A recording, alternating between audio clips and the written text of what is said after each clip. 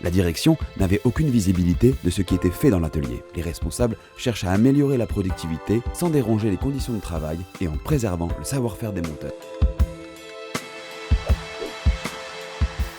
Donc la santé au travail a toujours été impérative. C'est vrai qu'on fait toujours plus attention à leur bien-être physique plutôt aussi qu'à leur bien-être moral, on n'y pense pas toujours. Il a fallu commencer par une photo, donc ça a été la mise en place des indicateurs.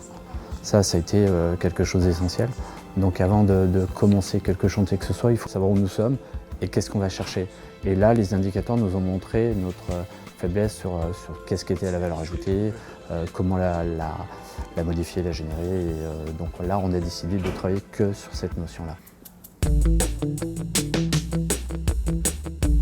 Pour avoir quelque chose de factuel, ça c'était une volonté de l'intervenant performance. On a décidé de filmer une serrure, le montage d'une serrure de A à Z, pour voir ce qui était fait réellement et pas ce qu'on imaginait qui était fait au sein de l'atelier. Le travail que nous avons effectué lors de l'analyse du film a été, dans un premier temps, un travail d'alignement entre tous. Moi-même, le consultant ergonome, ainsi que les compagnons que nous avons impliqués dans l'analyse. Il y a un certain nombre d'opérations qu'on a catégorisées de telle sorte que, oui, c'est un gaspillage, et tout le monde est d'accord pour dire que c'était un gaspillage, mais pour autant, c'était un temps qui permettait à l'opérateur d'anticiper l'opération suivante, c'était un temps qui permettait à l'opérateur de récupérer par rapport à l'opération précédente, et c'était donc de fait une opération pour laquelle il ne fallait pas qu'on puisse opérer une réduction.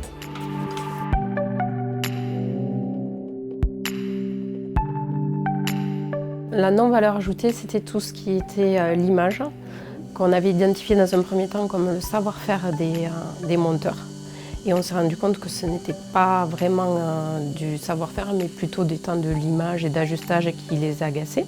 Donc l'ergonome nous a dit peut-être que ça les agace, mais surtout, c'est une marque de compétence, de savoir ajuster. Donc il faut faire attention à ne pas perdre cette marque de compétence. Les opérateurs avaient, dans le process, énormément de marge de manœuvre. Et donc tout d'un coup, on allait les restreindre de manière importante. Donc là, il peut y avoir un danger à la fois en termes de santé, mais aussi un danger social, parce que ça pouvait remettre en cause un petit peu le fonctionnement même de l'atelier.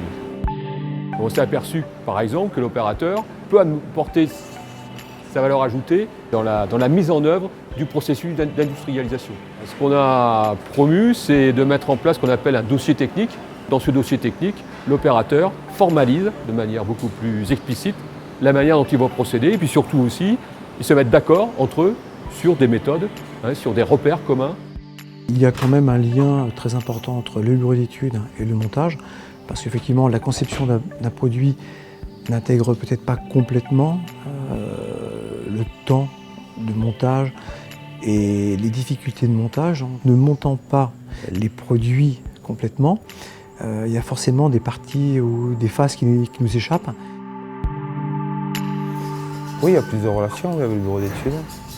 Dès qu'il y a un problème, on se déplace au bureau d'études pour le signaler.